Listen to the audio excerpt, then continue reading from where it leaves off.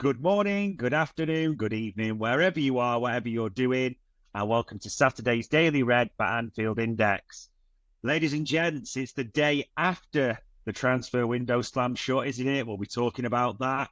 It's the day of the Champions League scheduling, so we'll be talking about that as well. And it's the day before we head down the East Lancs, isn't it, to play them in a huge game for us. Well, not that any of them are small, but there we go. We'll be talking those things. We'll be talking articles, we'll be talking everything Liverpool, and I'm delighted for the second time to be joined by Grizz Khan. Grizz, how are we today? We're better than yesterday, because obviously at time of recording, we've just heard that the arrivals, yeah, I guess they're rivals. Yeah. They're rivals now. Have dropped points. Which is always a boost. We've got, and as you said, a massive, humongous game tomorrow. It always is. And it's intriguing, and obviously we're going to get into it. And then, of course, we've got the small matter of the transfer window slamming or just being slightly shut, whichever way you want to look at it. So loads to get into. Yeah, tons to get into. And we might as well start there because, like you said, it wasn't really a slam. There was no real noise, was there? It was a bit of a damp squib, in all honesty. Liverpool announced Federico Chiesa, obviously, the day before, and people thought this will be because there's another one coming in. But there was absolutely no more incomings. There was rumours, to be honest, though, Chris. There wasn't even talk of a Ryan Babel helicopter or things like that in the air, disappointingly. There was nothing too exciting. Now the dust is settling on this whole window. What's your honest gut thoughts as you sit here now? I was thinking about this, and I don't think there's a positive adjective that you can use to sum up this window. And I think that would go for, I'd say, close to 100% of the fan base. Now, the absolute positive people would say it's not a disaster, right? So that's the best I think anyone could come out with in terms of it's not a disaster, but I don't think anyone can say it's been a good window or a positive window. And that's quite disheartening if that's the way we're looking at it. I think for me, I'm going to use the adjectives of disappointed, frustrated. And I think they're the two that I'm going to stick with. Disappointed and frustrated. I don't know about you, Dave. Yes, similar. The one it's always a phrase I can't get past.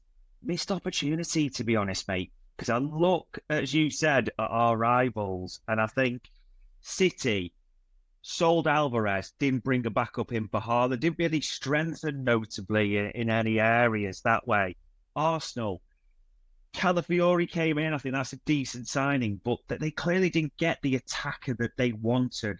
And if you actually look, it's the weirdest thing to say. The top three of last season made a profit in this summer's window. That's just utterly bizarre to say, really, when you think about it.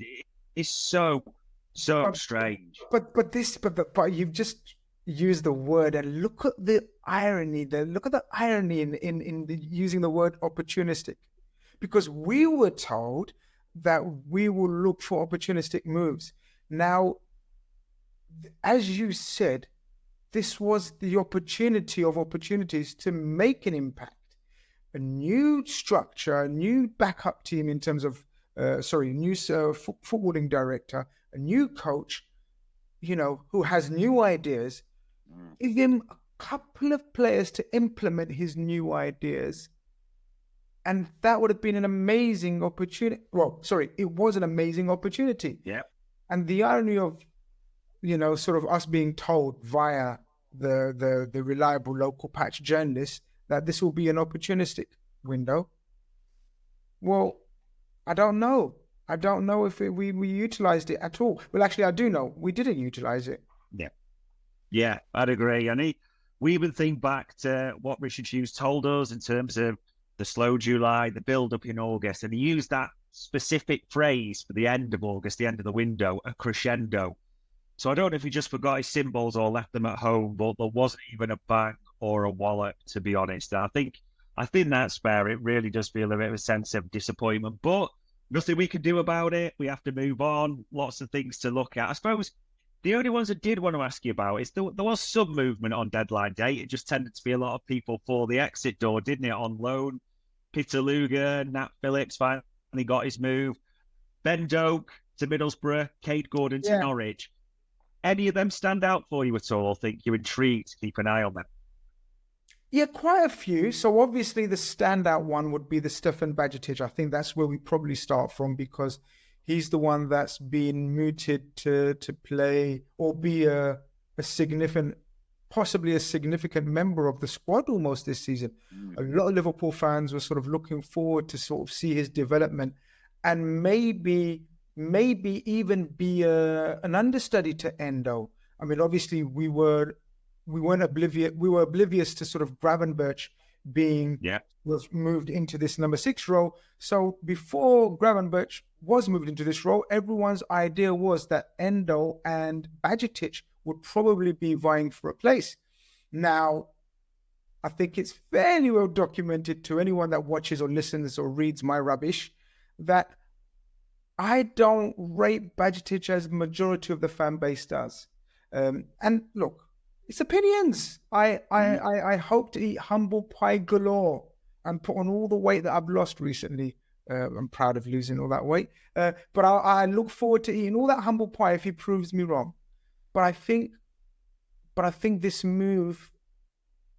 I mean, I don't know what you think about it because I'd like to. I do like discussing these things with other people, like-minded people, and say, I think he would have got enough minutes here, Dave. I'm not sure if that reason resonates with me as it does with everyone else. Because automatically people are saying, oh, he'll play enough minutes to justify his loan move and everything else. But, he's going to a club where it's going to be quite competitive. They've got quite a few good young players in that position. Yeah. And so when you said intrigued, are you intrigued about any move? That one does intrigue me because, look, we know how many games we've got this season. We know we're in all 4 competitions. I think there would have been plenty of minutes here, Dave. I genuinely believe, especially for a player of his age and coming back from an injury, we would have slowly bedded him back in. So I'm intrigued. I am intrigued to see that one.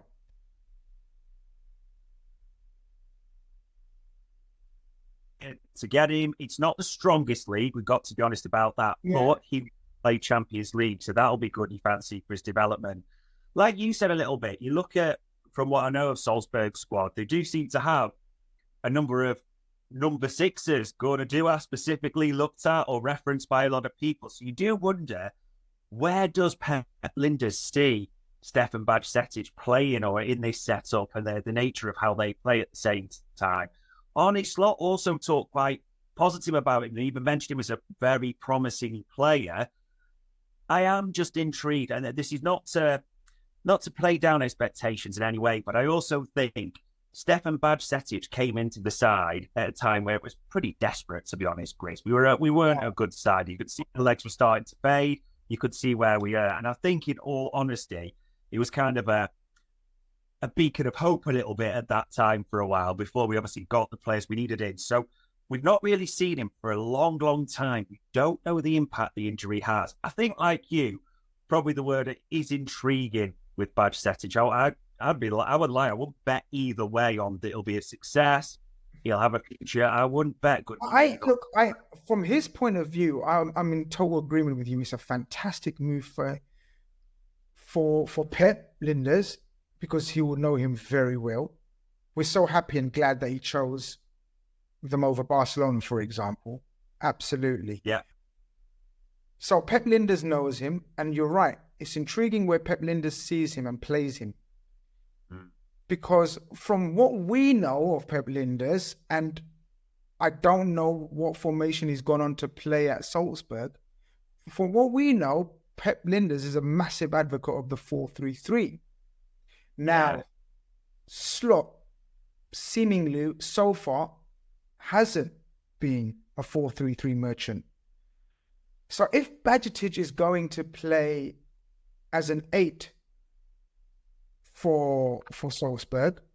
Mm. How does that fit in with the long-term strategy of a Slot? See, I'm of the opinion if Slot's assessed him for the best part of 2 months now and has decided not to retain him, and I know the issues are about minutes and he's coming back from an injury, but he's been back a fair while, Dave. It's not recently. He's been back, I think best part of a year now. He's been back, I'd say, if not more. I do find it intriguing, and added to the fact that Tyler Morton has been retained. Yeah. I don't know. It's one to keep an eye on, because again, from what we know and from what Slot has been telling us, he likes a ball playing number 6, a deeper sliding playing number 6 who's comfortable with the ball at his feet, press resistant. Yeah. And a very good friend of yours and mine, Ben Spozak, done a very informative tweet today where he spoke about the ability of Tyler Morton against the press. So it's one to keep an eye on. You know, I have an inkling, and it's just an inkling, and it's just a feeling, of course. I think Slot may rate Tyler Morton higher than Bajcetic. Shock as it may be to majority of the Liverpool fan base, because Liverpool fan base adore him, and because he was seen as a saviour in that period where every single Liverpool midfielder was dead on their feet, Dave. Let's be honest. They were dead on their feet. And he was a bit of a shining light. But it's intriguing. I'm intrigued. Let's just say that. Yeah, will be interesting to see how he goes on. Doak is good in the Championship as well. Yeah, I have to keep an eye on all of them. Being positive, though, Grizz, Chiesa's in. And there's been content galore, to be fair, hasn't there? We've seen many things. We've seen inside training. We've seen the signing day video. That boy just has a big cheeser on his face since he's landed on Merseyside, it seems, in a good way. He seems very happy, very keen. He is saying all the right things at the moment. What have you made of what you've seen, what you've heard, and also your thoughts on the transfer as well? Look, it's it's one of the hardest things to do as a Liverpool fan in recent windows, to look at things in isolation and give it some context. And, you know, like we said last week about the goalkeeping move, in isolation is a fantastic move. Succession planning, etc., prized away from the big boys before the price got silly. And this is the ultimate opportunistic signing. We've got him basically for near enough the commission that we've made on Dominic Solanke. I mean, it's a fantastic move from that aspect, right?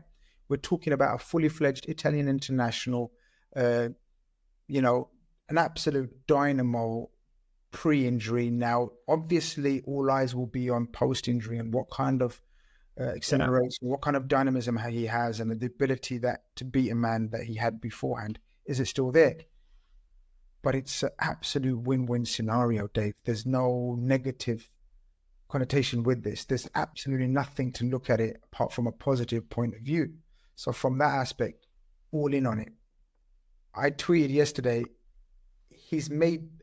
watching that vlog, Dave, I was sitting there smiling myself like a cat. Yeah. So this is the energy, this is the effect that he's had.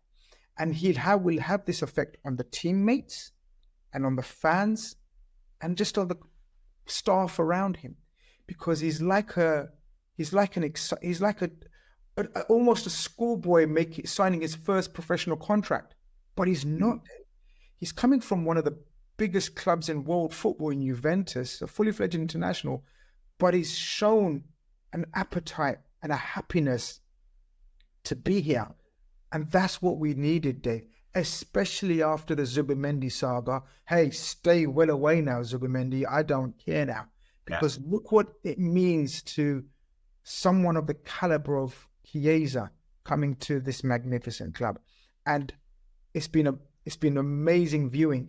Everything he says has been genuine.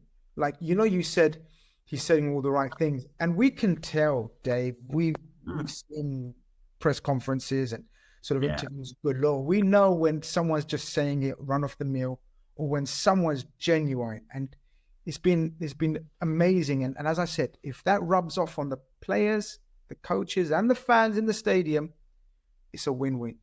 It's a win-win. No doubts about it. And even the news came through late yesterday, didn't it, people, that Chiesa is not in the Italian squad. So he will have a full 2 weeks at the AXA to get fit. Ruben Peters will run the rule over him, no doubt. Hopefully, he's ready for that crazy period that follow straight after the international break. So yeah, a lot to be excited about with Chiesa. And as we always do on this, ladies and gents, there's articles galore out today. There's interviews galore out today. So me and Grizz will work you through them one by one. Grizz, there's that big one that came out from James Pearce, wasn't there? It's an absolutely ginormous piece, this, ladies and gents, if you've not seen it. Literally huge. It's a good piece, but it details the transfer window, every element of it, start to finish. It's almost like a dissertation. So I know we've had a scan of it, Grizz. I suppose the one thing that I'll just give you a snippet, ladies and gents, and we'll talk about it. This bit drew my eye, Grizz. I've got to ask you about this. Scouts and analysts had done their work in terms of possible number 6 targets last season, but the profile of player Liverpool looking for changed after Slot took over from Klopp. Slot was less interested in a quote-unquote destroyer to break up play and wanted someone more technically gifted who could operate in tight spaces and pick the right pass under pressure. Real Sociedad's Martin Zubimendi emerged as their top target, and Liverpool ready to pay his 51 million clause. They also believe that 25-year-old wanted the move to happen. It was a major blow to Liverpool's plans, especially as they felt there was no real alternative out there with the same profile.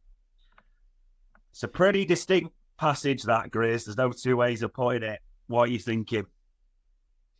Oh, Dave, the cynic inside me, and I was never a cynic. I've just become, with my old age, more and more cynical. But that just reeks of another excuse.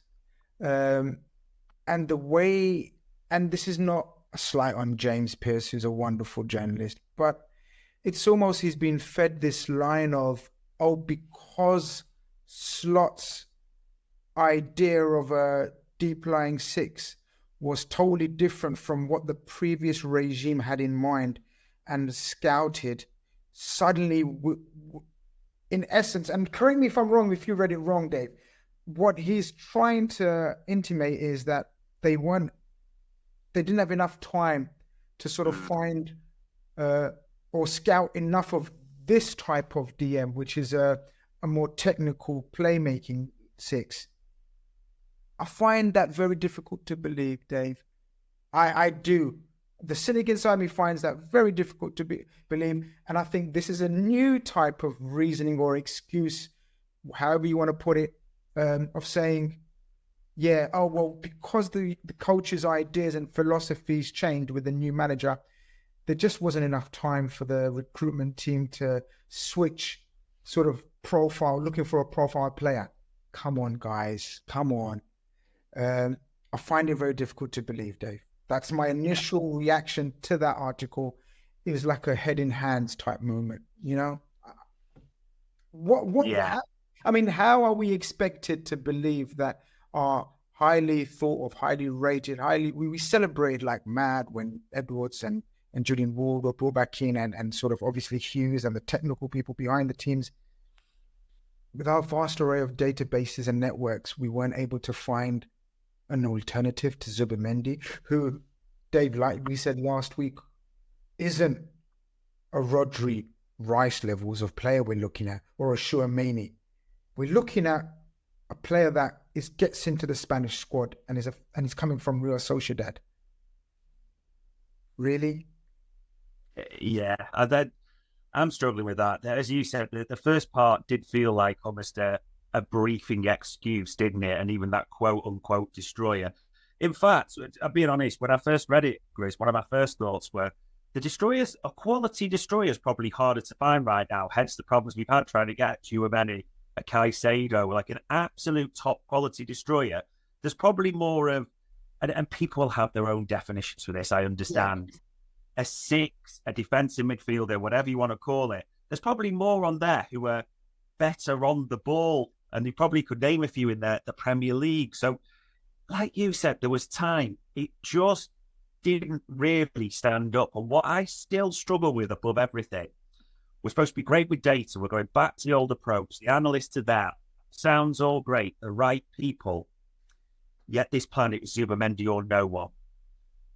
Sadio Mane was the alternative to a player. Mo Salah was the alternative, as we know, to a player. Even Alisson was looked at another keeper at the time as well. It just doesn't. And again, you're right. It's not doubting James Pearce at all. It's a good article. It's well worth a read. We recommend people, but it just rings a bit hollow, doesn't it? To be honest, It's crazy because literally, Dave, and remind me and correct me again because my memory is probably not the best anymore.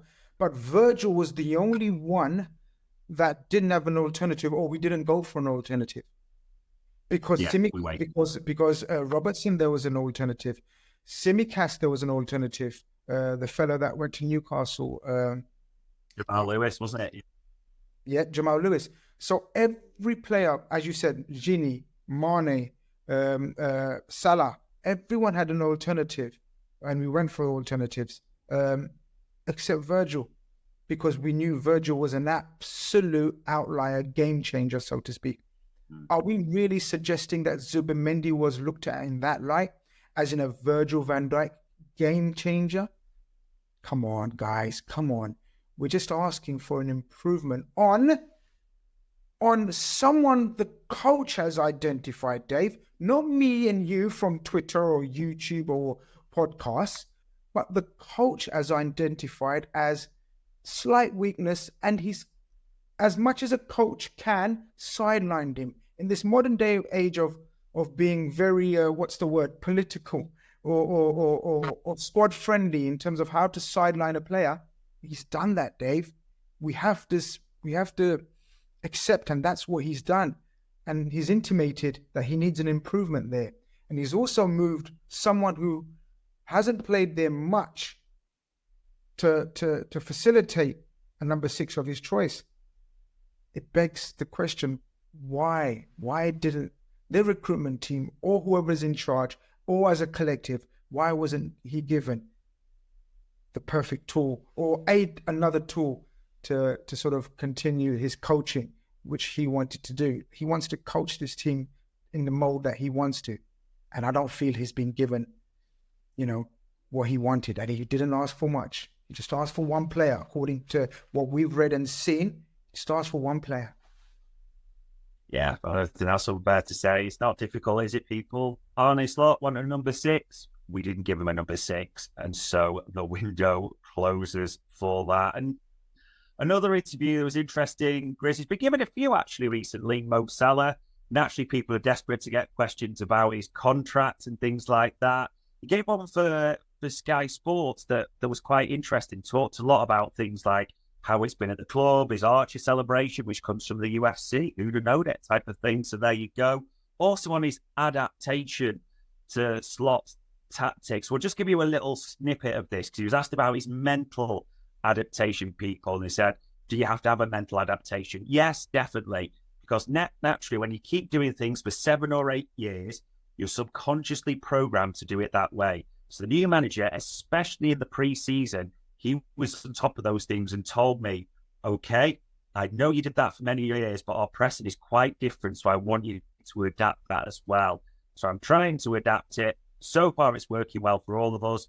So hopefully we keep going in that direction. It's well worth the read again, ladies and gents, that Sky Sports interview with Mo Salah, just to sort of pick apart different bits there. So we won't give it you all. But I suppose from that teaser and from what you've read about this, he's being quite almost like Slot a little bit at the moment, Salah. Forthright, isn't he, Grizz? He's given us a lot of detail. What have you made having a sort of a scan over the interview? And I suppose what you're seeing from Mo Salah at the moment as well. I think it's, I think it just shows how comfortable he is in terms of the whole situation and everything else. It's probably the most content he's given us. I mean, I don't think he gave us this much content in the whole Klopp tenure. So it's a positive. Um, I like the way he's been open and frank about sort of his situation, his role, how he feels about it.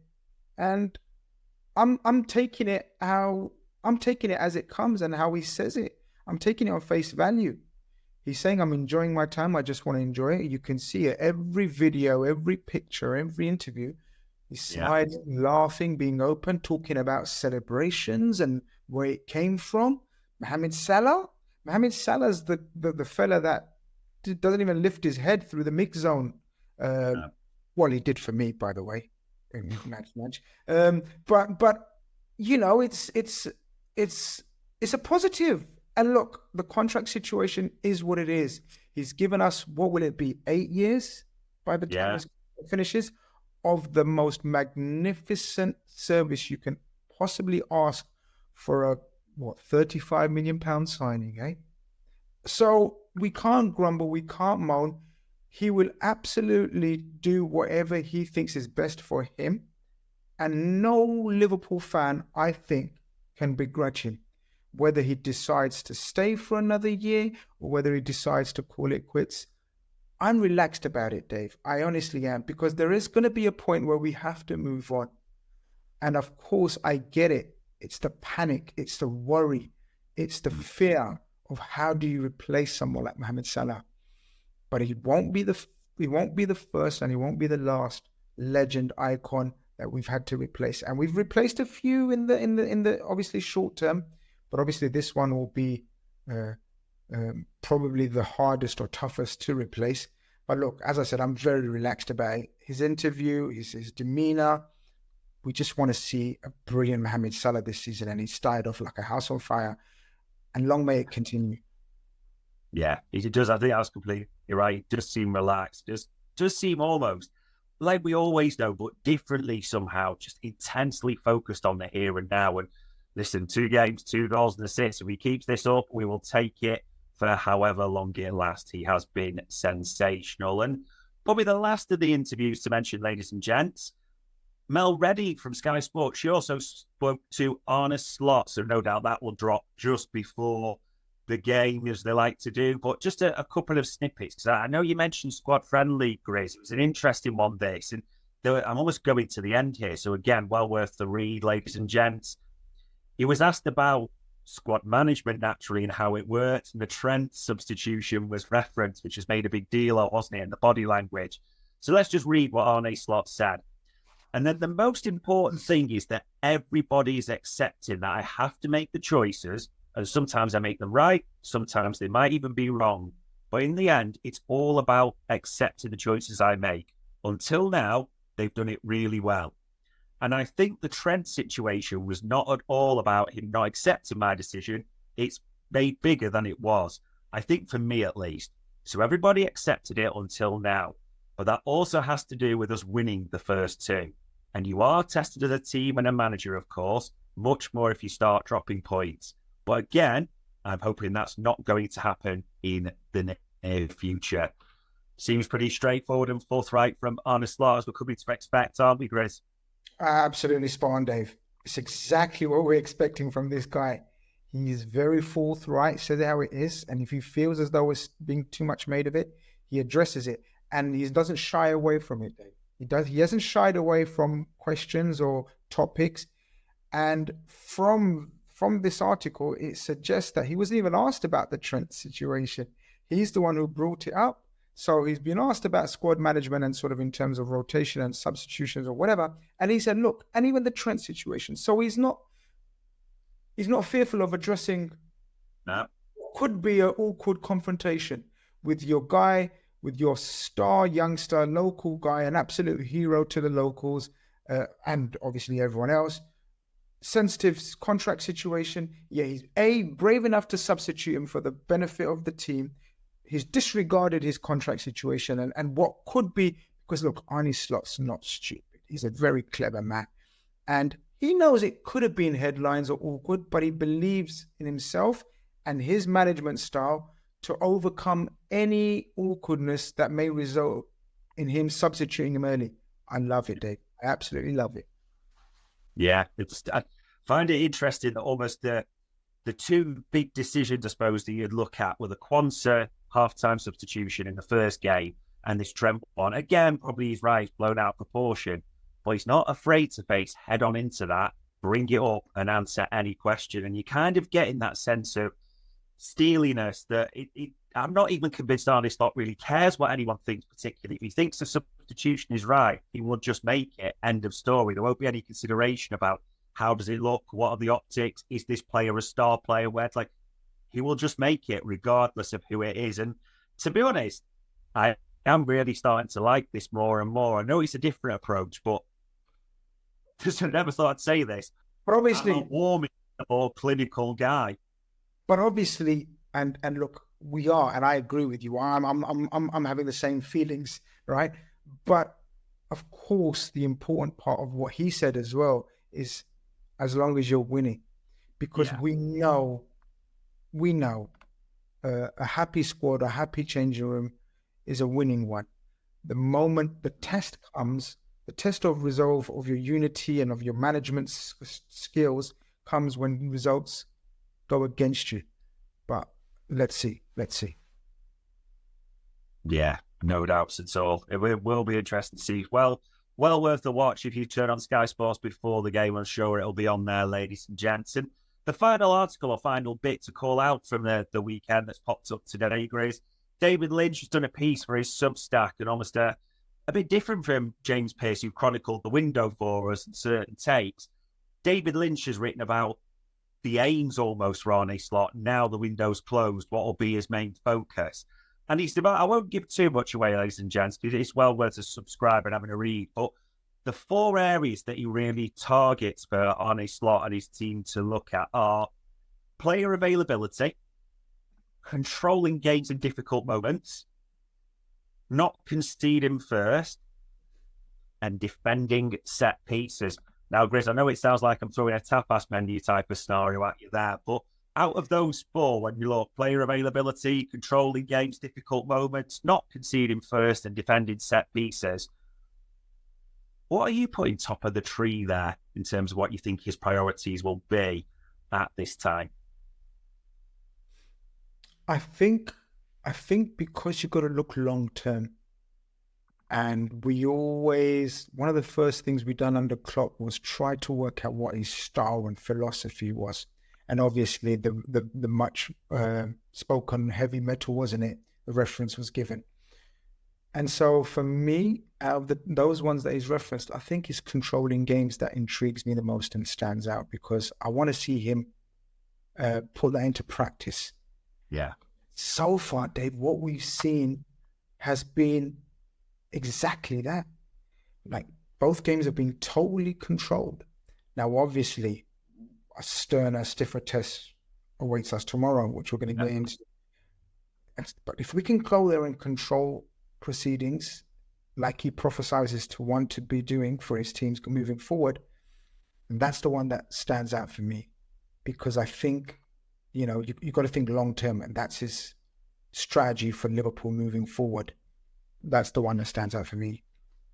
Yeah, I think you're completely right on that. And obviously, player availability, they're all crucial, don't get me wrong. Player availability, get certain people on the park, but the element of the style does feel control. And I know we've not really fully spoken since that Brentford game last Sunday, but you just, a little bit similar to Ipswich, you felt the sense of control, because even when we were 2-0 up, there was still the odd moan or groan, like fly forward, do what you need to do, but we were controlling that game. Simple as that. And that is a big aspect of our style. And I tell you what, people, whether you think it's sexy football or not, there's a lot to like about winning 2-0 every week. So if that keeps going, yeah, we will all be happy. So well worth the read there from David Lynch. So that was all your articles and interviews from today. The only other bit of news, Grizz, a Champions League draw, funnily enough, because they pressed the buttons, they did the weird draw. We got our 8 teams, didn't we, the other day? And around midday today, we got our dates, most importantly. So just in case anyone hasn't seen them, an interesting one. AC Milan, Tuesday the 17th of September is first up. Then Bologna visit on October the 2nd. We're away to Red Bull Leipzig on October the 23rd.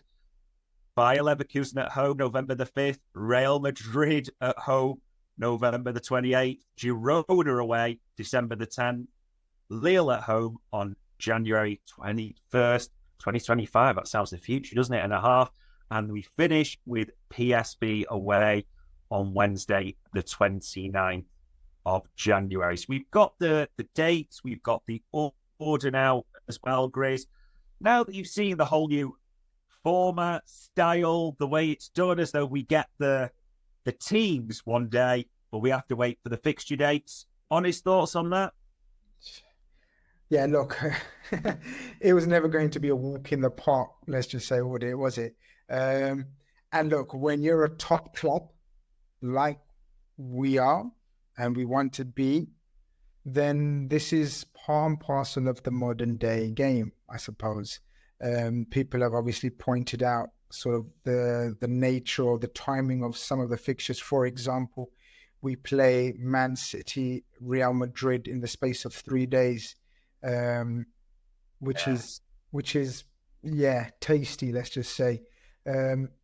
But this is it. It reminds me of sort of under Rafa Benitez when we played Manchester United and Real Madrid sort of over a few days, and we actually won both, which was some going. Look, your turning point, it can be a negative, but we gotta deal with it. And I'm sure Slot so far comes across like a guy that won't tolerate any excuses or anything like that. And they will have their plans in place to make sure that for that period, that grueling period, all the substitutions and load management that's taking place now will reap the benefits in when it comes to sort of that period of hectic, busy and energy sapping games, not only sort of physically but mentally as well. These are huge games. There's huge moments, but this is what we in this game for, Dave. Bring it on. The big boys are back in the big league, and we've got to deal with it. That's the way it is. This is why you need a strong squad. This is why you need a big squad. But we won't look back. We'll look forward. Yeah, indeed. I think just it's worth pointing out, one of our AI contributors, Simon Brundage, tweeted this, that the 14th of September to November the 9th, Liverpool will play 14 games in 44 days. So that's an average of a game every 3.1 days. It's an insane schedule. And that's also, as he points out in his tweet, straight after the ridiculous third international break as well. So potentially, 14 in 43. There is so many demands. Like you said, Grizz, it's a squad game. They'll probably all be needed at some point as well. I mean, looking at the fixtures, because we weren't sure. I mean, I'll be honest, the format was new to me. I had an idea. When it was first drawn, I thought, oh, God, we're opening against Real and Leverkusen. It just happened. They were from pot 1 and pot 2 as our rivals there. But the way the fixtures go, because you've got Leverkusen and Real Madrid right in the middle of the 8, and obviously we'll be in a group. We're trying to get top 8, which still sounds strange, but that's a fact now as well. We've got the Italian teams at the start, and arguably, on paper, the weakest 3 teams are the final ones, as in Girona, Lille, and PSV. That's what we finished with. I mean, and according to the coefficient, they're pretty much the weakest teams as well. Do you look at that and think, I'm okay with that? Yeah, look, I'm like you. The initial sort of reading of it was like, wow.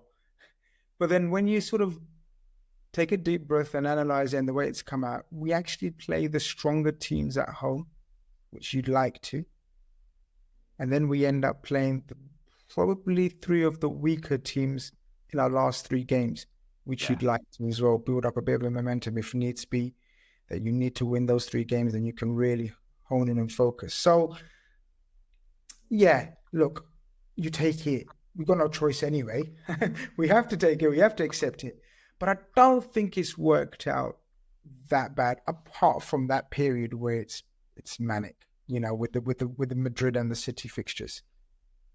Yeah, if you wanted to plan your early Christmas present, as Grizz said, Liverpool have Real Madrid, City visit right at the end of November. Then they're away to Newcastle, and it's a small matter of the Merseyside derby on the 7th of December. Oh, look, and it's Girona on the Wednesday after. So, yeah, plenty of exciting games. But like we said, this is why we do it. You want to play the big boys. You want the big teams visiting Anfield. So there is plenty to be excited about. And Grizz, probably the place to finish. There's no game you can be probably excited and nervous about at the same time as tomorrow. We are heading down the East Lancs Road. It's only 3 Premier League games into the season. As you sit here right now, being honest, how are you feeling about it? Always the same. Always the same. It doesn't matter whether we're on top or they're on top. We're in a good place. They're in a good place. Barring a couple of magical results in Klopp's tenure, this fixture has a history of leveling out whatever scenarios each team's in. And obviously the Klopp factor, we were magnificent. The 7-0, the 5-0, the 4-2, couple of absolute bangers in there. But generally the history tells us that they raise their game for this, and so if we're on top in terms of overall position and squad levels, and I think it's fair to say our squad levels and overall place is still above them. And vice versa. We used to raise it for them. It was our biggest game of the season. Our crowd would be up for it back in Fergie days. So, yeah, I'm never confident, even when we were in our pomp, because for the reasons I've said, it's the 2 games that their crowd gets up for. It's the Arsenal fixture and the Liverpool fixture at home. Many Manchester United fans agree with my opinion there. I spoke to them, quite a few of them, and they say, yeah, it's the 2 games that we look after. They didn't even get out for the Man City game, to be honest with you. Like this is the one fixture they really get out for. This is the one fixture that they sense a feel of pride come back into their game.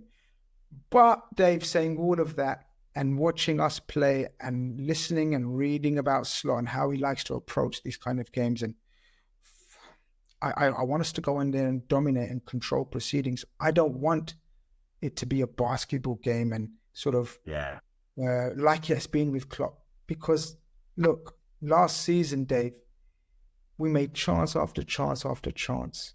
But let's be honest, let's be real. So did they. They had a fair few chances as well. I was at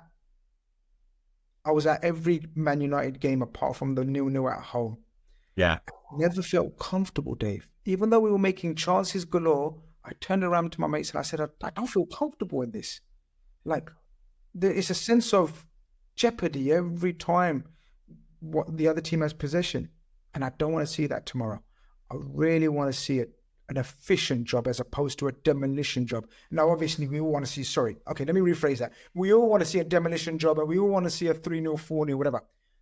But being realistic, I want to see a controlled, efficient job. And for God's sake, Liverpool forwards, put your chances away against these lot. Because if we create the amount of chances that we have been creating in recent times, we really should win this comfortably. But let's see.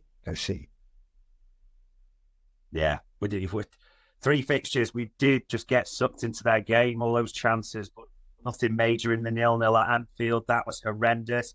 As you said, even though that FA Cup 4-3, we just played basketball and opened it up and let them play their game, as in bring down the level. And even the that you could tell the pressure got to us that day. We just didn't have that control. It is the big hope, and it is the big test for Arne Slot as well. How does he and his team control everything tomorrow? You do feel that's the key word. If they can do that, they have a real chance. I suppose you're right. The biggest threat we always talk about with United is their fans will raise it, no doubt about it. They will be passionate. They will, get them pressing from the off. It's an interesting one. Is there any players you look at in their team and think need to keep an eye on him tomorrow at all? Because people will just be lazy at times and go, they're no good players. But there are players who scored against us as well. Anyone you think, keeping an eye on? So the 2 most obvious ones are Rashford, who literally in the last 18 months has done F all Yeah. yet he manages to score or assist or has a great game against us. Yeah. And the other one, love him, hate him, loathe him, whatever, rate him or you don't rate him, Bruno Fernandes does have an impact in these games. We remember the free kick he scored against us. We remember the last season. I think that was an FA Cup fixture. We remember last season the long range. It was a great finish. I mean, obviously the Kwanzaa mistake, put it on a plate for him, but it was a very difficult finish, and he showed great technique. We have to watch him. We have to watch them. We have to be careful. The young lad who's been in favour, Amad Diallo, again scored the winner last time. And he's a very decent player. So there is players that we need to be. We can't be arrogant and say, "Oh, there's nothing." We should sort of walk. It'll be a walk in the park. It just won't be a walk in the park. We're going to have to earn the right to play. And that's what I'm looking forward to seeing. I want us to earn the right by showing the right attitude and desire. I remember in the FA Cup game, Dave, I'm not joking to you. I turned around, even in the warm-up and the build-up, and I was like, something doesn't feel right here. We're too confident and cocky almost, even in the warm-up and the build-up. Just the drills were like sort of, and that's how we started. I'm hoping it's a different energy and a different attitude and mindset. Because on paper, and I know football, the oldest cliche, it's not played on paper, but on paper, you really should be winning there tomorrow. But I'm nervous, I'm tense, and excited at the same time because it's an opportunity to turn a solid start to the season into an absolute excellent start. Yeah, it did. We're hopeful it does look good if it goes the way we want tomorrow. And there'll be no new signings either, ladies and gents, as in Chiesa, according to Arne Slot, we don't know if he's telling us the full truth, but suggested he won't be in the squad fitness-wise for obvious reasons. Ugarte for them was not registered in time, so he cannot play against us as well. But yeah, we've all got that. 4:00 on Sunday, we will see what it brings. And as we always let you know, ladies and gents, on Daily Red, there's a few things coming up. We'll have post-match Raw. I know there'll be various bits going on. Grizz, are you on any sort of podcasting duties or any show duties coming up tonight or in the next day or so? Tonight I've got my usual call-in con. Saturday night is the call-in con show where we sort of give everyone a chance to call in and give their opinions before the big build-up, big game. And tomorrow I've got my usual post-match reaction that everyone's seeming to like. I do it from the car. So there's something different. I just literally, whether I'm sweating or I'm cold, regardless, I'm wheeling out the content, so to speak. So yeah, thank you very much for giving me a chance to plug that. But yeah, check it out, people. If you enjoy, or even if you hate my opinions, just give me a like for the hate, if that makes sense. There we go. Look at that. The way things change in journalism, eh? We've got Lewis Steele of Daily Mail doing briefs from a safari park, motorway services, cars, all sorts of things going on. So that is the end of our Daily Red, ladies and gents, for Saturday. All that leaves me to say is, Grizz, for the time, the insight, and answering all our questions, much appreciated. Pleasure, mate. Pleasure. And ladies and gents, that was the Daily Red for Anfield Index.